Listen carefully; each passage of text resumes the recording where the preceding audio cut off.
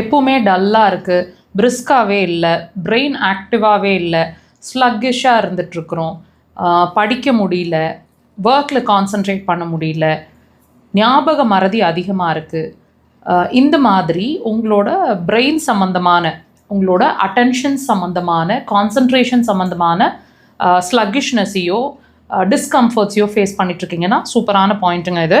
Location பாருங்கள், தம்மோட மேல் பகுதியில் மார்க் பண்ணியிருக்கிறோம், தெரியுதுங்களா?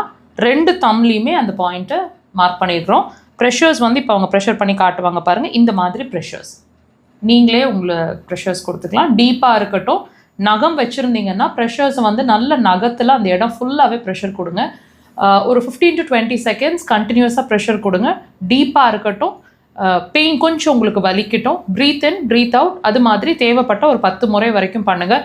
இது நீங்கள் செஞ்சிட்ருக்கும் போதே உங்கள் பிரெயின் நல்லா ஆக்டிவ் ஆகிறது தெரியும், சுறுசுறுப்பாகிடுவீங்க, வித்தின் மினிட்ஸ் சுறுசுறுப்பாகிடுவீங்க. ட்ரை பண்ணுங்கள்.